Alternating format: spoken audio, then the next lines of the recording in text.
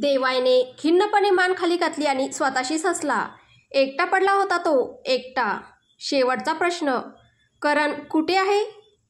देवाईने थरथरत्या काळजाने विचारलं. जॉनच्या त्या तोंडातून शब्द बाहेर पडत नव्हता.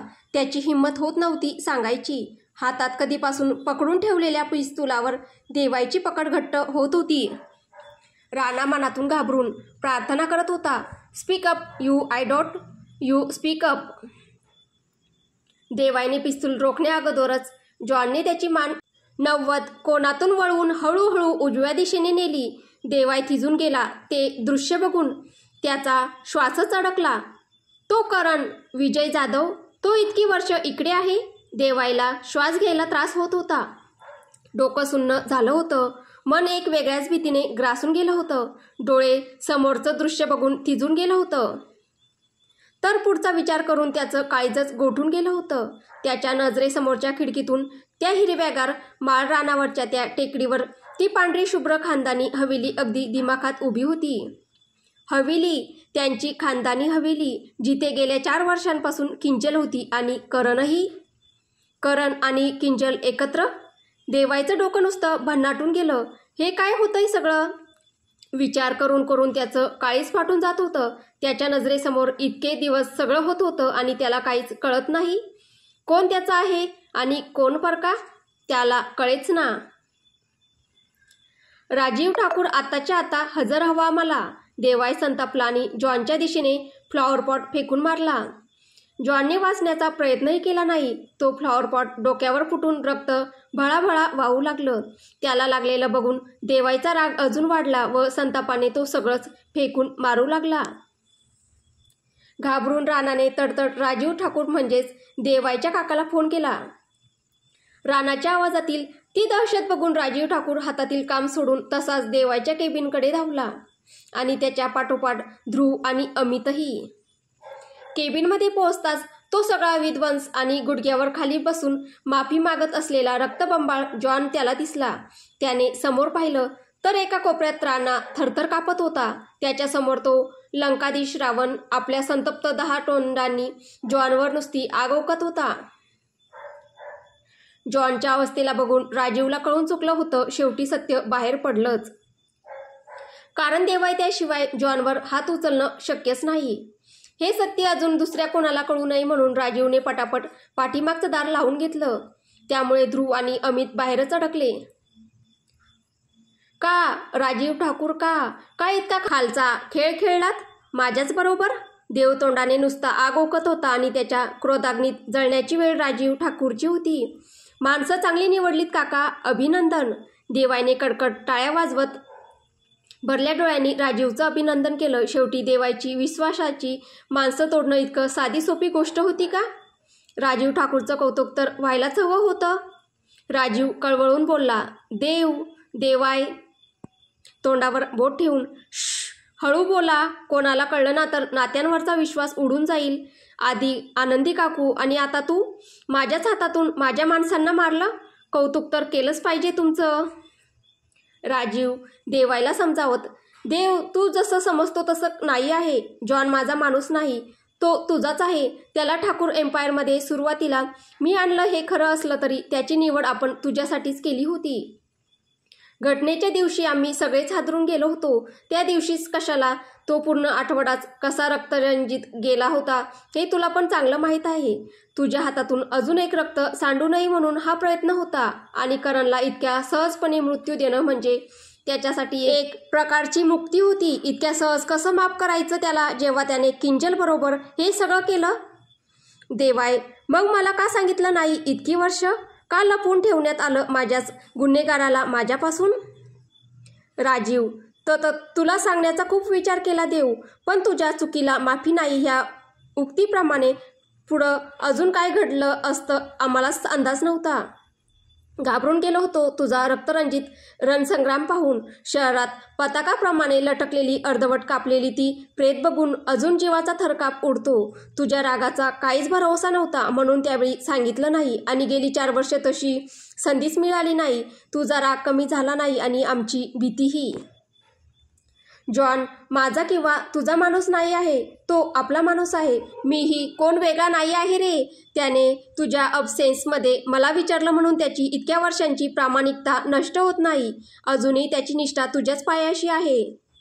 देवाय, माझ्या अधिकारात माझ्या निर्णयात हस्तक्षेप केलेला मला खपत नाही हे तुम्हाला चांगलंच माहीत आहे राजीव ठाकूर.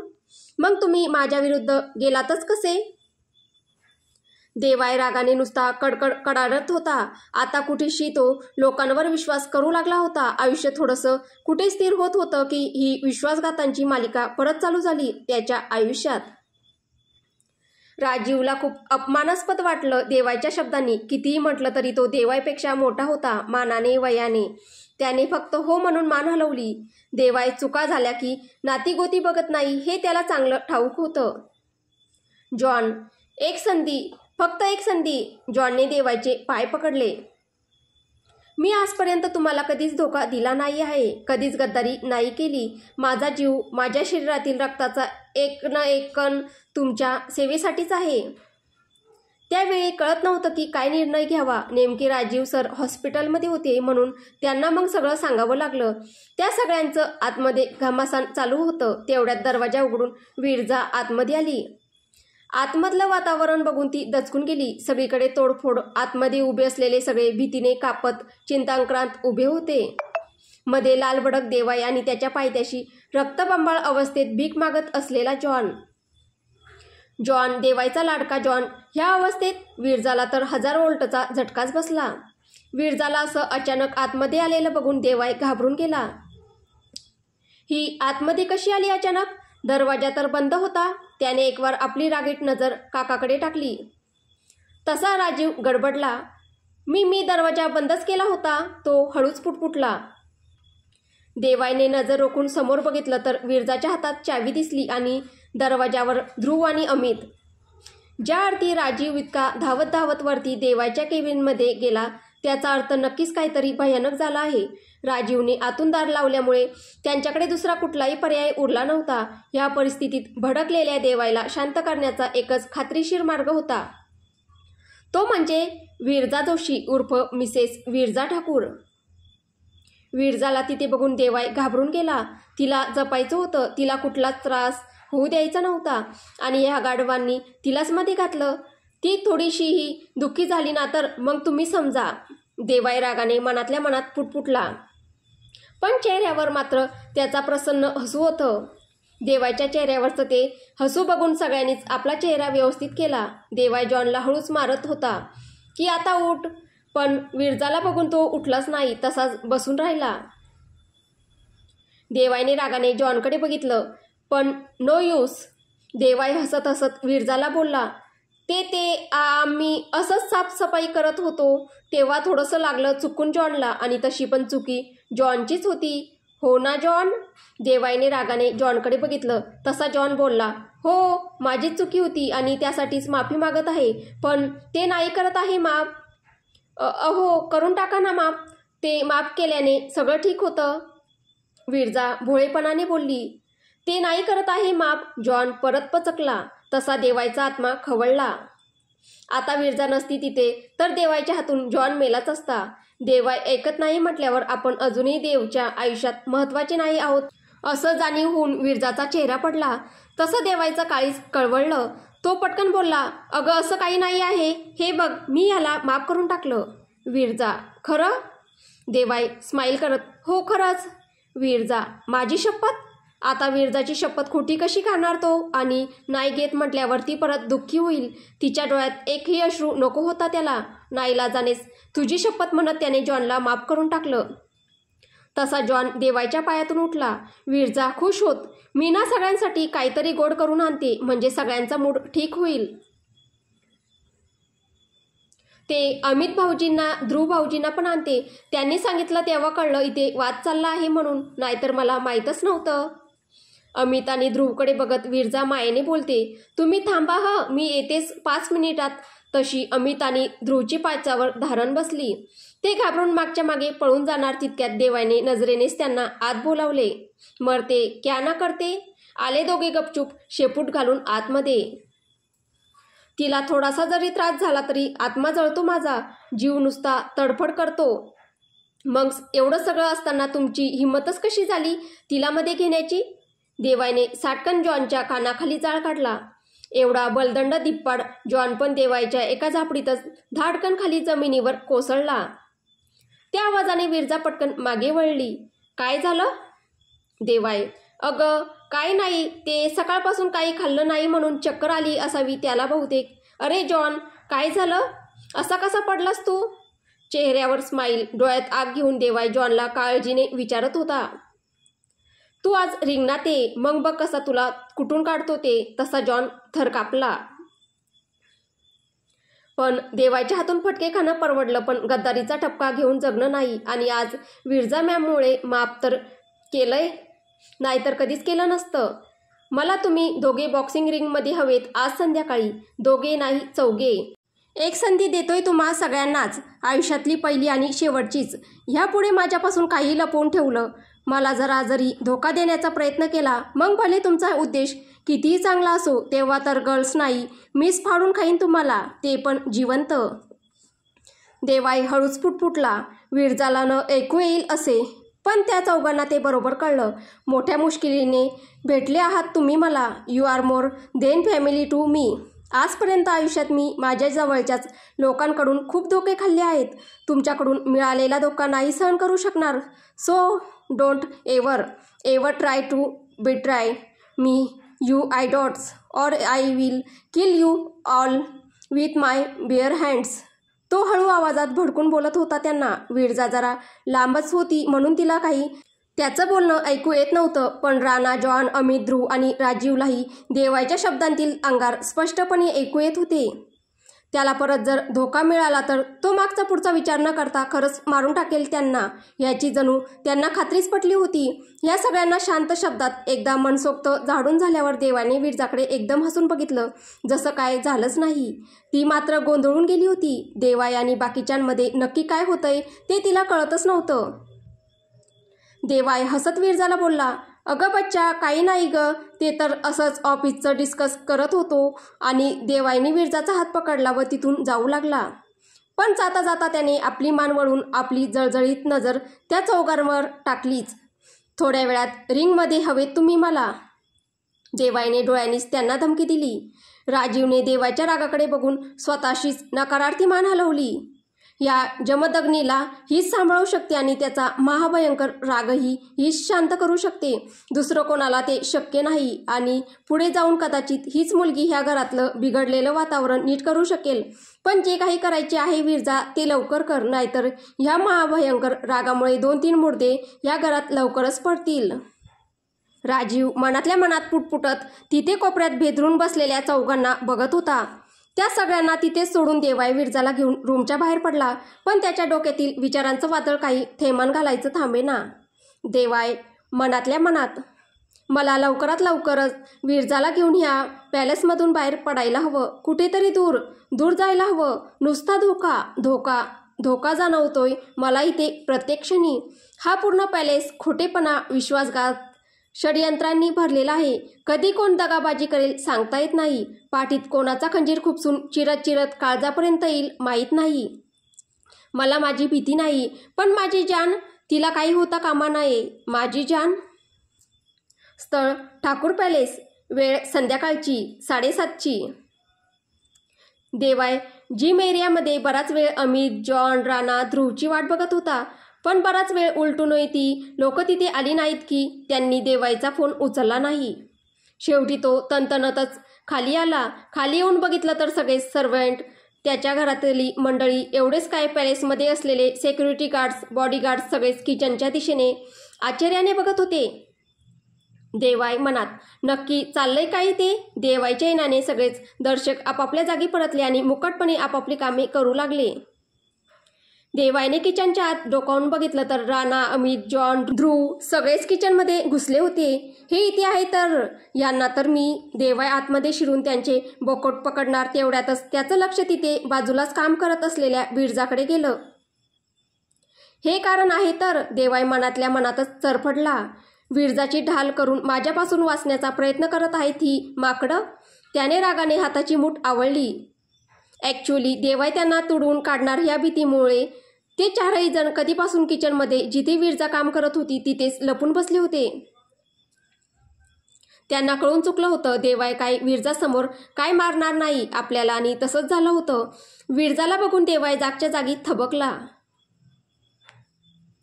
देवाय नजरेनेच त्या चौघांना बाहेर या रे. ते चौघे घाबरून नाही नाही नाही आम्ही आतमध्येच ठीक आहोत. तसा देवाय चरफडला. त्याने बाजूच्या टेबलवर ठेवलेल्या पेन स्टँडमधला लाल रंगाचा मार्कर काढला आणि किचनच्या दाराशी बारीकशी लक्ष्मण रेखा हळूच खेचून काढली व त्या 4 माकडांकडे खुन्नसपणे बघितलं. आता ही लक्ष्मण रेषा पार करून शेवटी आतमध्ये कधीपर्यंत राहतात तेच बघायचं आहे मला. कधीतरी विरजाच्या पाठीमागून बाहेर पडणारच ना. मग मी आहे आणि तुमची हाडं आहेत. असं नजरेनेच बोलून देवाईने आपल्या हाताची बोटे काडकाड वाजवली. तशी त्या चौघांच्या शरीरातली हाडं भीतीने बसल्या जागी डान्स करू लागली. पण तेवढ्यात विरजाचंही लक्ष देवाईवर गेलं. लगेच देवाई महाराजांनी आपला चेहरा मोहराच बदलला आणि चेहऱ्यावरचा प्रचंड राग जाऊन त्या जागी 1000 होल्डची एकदम ब्राईटवाली स्माईल आली. देवाई इशाऱ्याने विरजाला, काही नाही ते असंच, I am smiling see. Viraja गोंधळून हो बोलली. तिला तर कळतच नव्हतं की हे स्वयंपाकघरात नक्की चाललंय तरी काय. तिला शिरा करण्यासाठी रवा काढायचा होता तर ती तांदूळ काढून बसली होती. गेले 2-3 तास हाच प्रकार चालला होता. तिला तिच्या हाताने देवाईसाठी साधा तुपातला शिरा करायचा होता. पण तिच्या अवतीभोवती पाठीमागे पुढे गोल गोल फेऱ्या घालत असलेल्या या माकडांमुळे तिला काहीच सुचतच नव्हतं. तिचं हालत किचनमध्ये काम करणाऱ्या शेफ आणि मेड्सची होती. एवढे मोठमोठे बॉसना किचनमध्ये अचानक बघून त्यांना दरदरून घाम फुटला होता. काहीच सुचत नव्हतं. गेल्या 2-3 तासांपासून ते किचनमध्ये काहीतरी शिजवायचा प्रयत्न करत होते पण काही होतच नव्हतं नीट. सगळाच गडबड गोंधळ देवायला आलेलं बघून त्या चौघांनी पटापट कामं पकडली. जॉन लसूण सोलायला लागला. अमित गवार निवडायला लागला. ध्रुव कांदा चिरता चिरता रडायला लागला. एकटा रानाच होता जो रिकामा होता. त्याने पाठीमागे वळून देवाईकडे बघितलं. देवाई रानाला इशाऱ्यानेच बोलला, येतोस बाहेर? राणा घाबरून मनात नाही नाही. राणा लगेच धुतलेली भांडी परत घासायला लागला. तशी मेड्स आल्या त्या सगळ्यांना हळू आवाजात, प्लीज सर असं नका करू सर, आमची नोकरी जाईल म्हणून विनंती करू लागल्या. पण ते कसले ऐकता आहेत. देवाईच्या भीतीने ते मान खाली घालून काम करू लागले. एक मेड राणाला बोलली, मी तुम्हाला भांडी घासू देणार नाही. मी भांडी घासणारच. भांडी घासणं माझा जन्मसिद्ध हक्क आहे आणि तो मी सोडणार नाही. राणाने मेडच्या हातातील भांडं हिसकावून घेतलं आणि घासायला लागला. मेड चिडून बोलली, पण ती भांडी आधीच घासली आहेत. मला PhD करायची आहे भांडी घासण्यात. तुम्हाला काही प्रॉब्लेम आहे आंटी? राणा ओठ खात बोलला. आंटी बोलल्यामुळे ती मेड ही राणाला मनातल्या मनात मरतुकड्या बोलत चरफडत किचनच्या दुसऱ्या कोपऱ्यात निघून गेली. विरजाचं तर आता डोकंच गरगरायला लागलं होतं. शेवटी थकून ती त्या 4 जणांना बोलली, तुम्ही करा मी जाते. तसे ते 4ही जण हादरले. तिच्याच भरवशावर तर ते देवाईपासून सुरक्षित होते आणि आता तीच निघून गेल्यावर त्यांचं कसं होणार? उडी बाबा ये तो भारी बवंडर हो गया. भाभी, वहिनी, मॅम. ते 4ही जण विरजाचा धावा करू लागले.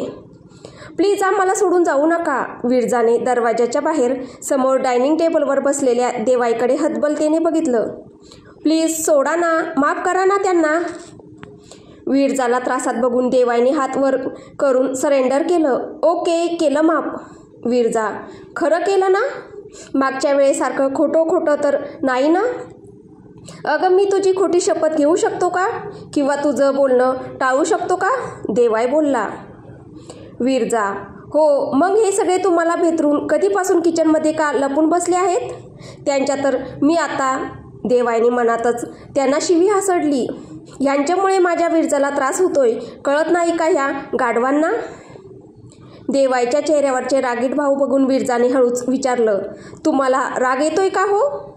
तसं देवाईने पटकन आपला चेहरा नीट केला. नाही नाही, मी कुठे काय? मी कुठे राग करतोय? माझा चेहरा बघ, दिसतोय का राग तुला? देवाईने दात काढत विचारलं. तसं विरजाने मनात कपाळावर हात मारून घेतला आणि थोडं थांबून विचारलं, मग केलं ना माफ त्यांना? देवाईने एकदा आपल्या त्या सळसळत्या हातांकडे बघितलं, जे कधीपासून त्या चौघांचा समाचार घेण्यासाठी उत्सुक होते, आणि एकदा किचनच्या दारातून डोकावून बघणाऱ्या त्या 4 माकडांना, आणि शेवटी त्याच्याकडे मोठ्या आशेने बघणाऱ्या त्याच्या जानकडे.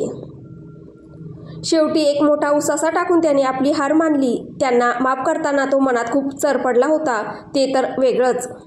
कारण माफी नावाचा कुठलाही शब्द देवाय कार्तिक ठाकूरच्या डिक्शनरीत कधीच नव्हता, आणि आज केवळ विरजामुळे त्याला तेच करावं लागत होतं, ज्याचा त्याला अतिशय तिटकारा होता. कोणाला सहजासहजी माफ करणं? हो, केलं माफ, त्याने कसंनुसं हसत विरजाला सांगितलं. तसं विरजाच्या ओठांवर एक भलं मोठं हसू खुललं. देवाई मनात, तुझ्या या गालावरच्या हसूसाठी काही पण. खुश होऊन विरजा तिथून देवाईला थँक्यू बोलून निघून जाऊ लागली, पण देवाईने तिला मध्येच अडवलं. कुठे अजून माझं बोलणं पूर्ण झालं नाही आहे. म्हणजे? विरजाने गोंधळून विचारलं. म्हणजे वाघाचे पंजे. आता मी तुझं एवढं ऐकलं, त्याबद्दल मला काय मिळणार? त्याने डोळा मारत तिला विचारलं. काय मिळणार म्हणजे? सगळंच तर तुमचंच आहे, पण तरी काहीतरी बाकी आहे, जे फक्त तूच देऊ शकते. तो खट्याळपणे बोलला. काय? देवाईचं बोलणं न कळून विरजा बोलली. तसा देवाई हळूच खट्याळपणे बोलला. ती वाली स्पेशल नाईट हवी, एकदम स्पेशलवाली. तसे विरजाचे गाल आरक्त झाले. तिने घाबरून आजूबाजूला बघितलं. किचनच्या दारातून वाकून ती माकडं त्यांच्याचकडे बघत होते, आणि डायनिंग टेबलावर बसलेल्या घरातल्या मंडळींचं पण लक्ष ह्या 2 नवरा बायकोंकडेच होतं. तिला तर मेल्यासारखं झालं होतं. गेल्यावेळी तू लाजत होतीस, पण यावेळी मला तुझं लाजणं बिजणं काही नको. देवाय निर्लज्जपणे तिला बोलत होता.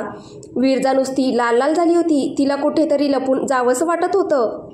वरतून तिला त्याचा राग येत होता. घरातले सगळे त्यांच्याचकडे बघत होते, आणि ह्यांना कसं काय ब्लॅकमेल करायला सुचतं, ते पण असं. रागाने तिचा नाकाचा शेंडा लालबून झाला होता. देवाय, तू विचार कर आणि होच म्हण. ही काय जबरदस्ती आहे? अशी मागणी कोण करतं का? विरजा चिडत बोलली. तुझा देव खूप निर्लज्ज आहे, आणि तुझ्या प्रेमात तर आधीपासूनच ठार वेडा आहे. तो तुझ्याबरोबरच्या त्या गोड क्षणासाठी काही करू शकतो. हो, बोल लवकर, ही ऑफर संपायला फक्त 2च मिनिट आहे.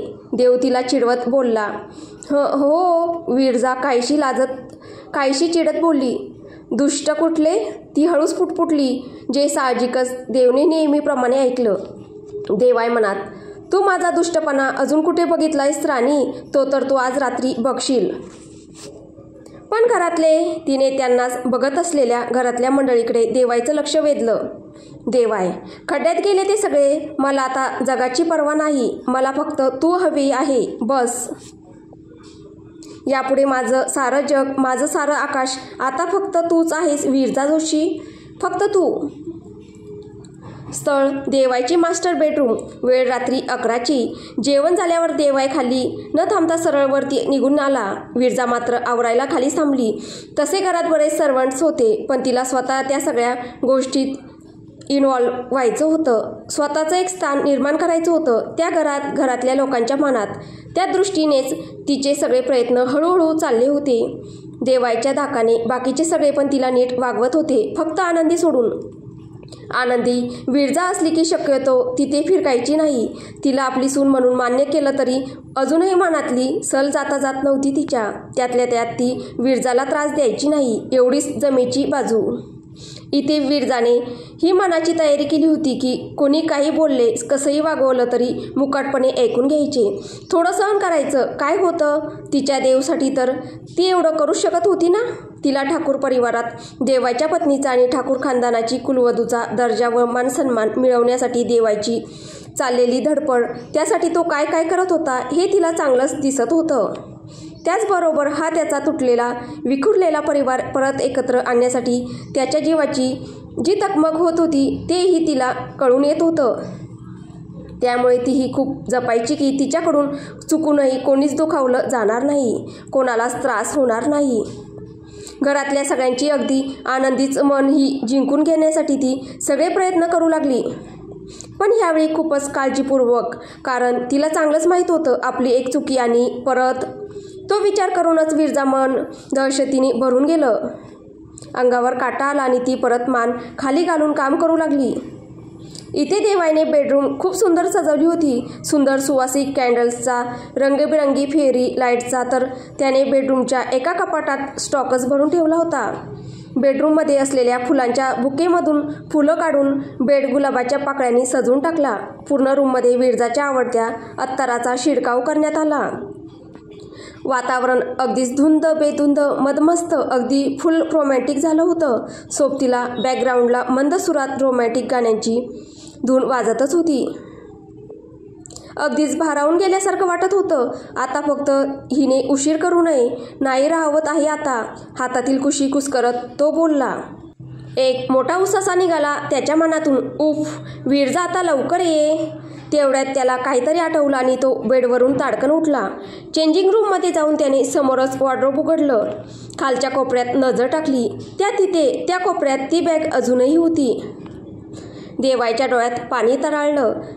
त्याच्या चांगल्या दिवसांतल्या गोड आठवणींची बॅग, त्याच्या प्रेमाची बॅग. त्याने ती बॅग वॉर्डरोबमधून बाहेर काढली आणि उघडली. तशा मनातल्या जुन्या आठवणींचा एक कप्पा झरझर करत उलगडत गेला आणि सगळ्या त्या जुन्या गोड आठवणींची गर्दी झाली. आधीच हळव्या झालेल्या त्याच्या मनात 4 वर्षांपूर्वी विरजाच्या प्रेमात वेडं झालेलं त्याचं हळवं मन, जेव्हा त्याने घरी सांगितलं की तो विरजाशी लग्न करतोय, त्या दिवसापासून तो त्याच्या लग्नासाठी, हनीमूनसाठी त्या चिमणीसारखं एक एक वस्तू आणून आपल्या घरट्यात जमा करत होता. खूप आवडीने त्याची ती बॅग तयार केली होती त्याच्या आणि विरजाच्या हनीमूनसाठी 4 वर्षांपूर्वी. ती केवळ एक साधीसुधी बॅग नव्हती, तर त्याच्या विरजाबद्दल असलेल्या प्रेमाचा, त्याने कधी काळी बघितलेल्या त्या दोघांच्या सुखी संसाराच्या स्वप्नांचा अनमोल खजिनाच होता तो. देवचे डोळे कधी झरझर वाहू लागले त्यालाही कळलं नाही. गळ्यातून अस्फुटसे हुंदके बाहेर निघत होते, जे त्याने हृदयातच दाबले आणि भिजलेल्या डोळ्यांच्या पापण्यांच्या लाजरी आडून ती आपली सगळी जुनी स्वप्ने तो हाताने परत चाचवू लागला. तर पुढे काय होईल हे आपल्याला पुढच्या भागात पाहायला भेटेल. तुम्हाला ही कथा कशी वाटते आहे कमेंटद्वारे नक्की कळवा. आपल्या कथेला व्ह्यूज खूप छान येत आहे, पण सबस्क्रायबर खूप कमी आहे. प्लीज सबस्क्राईब करा. धन्यवाद.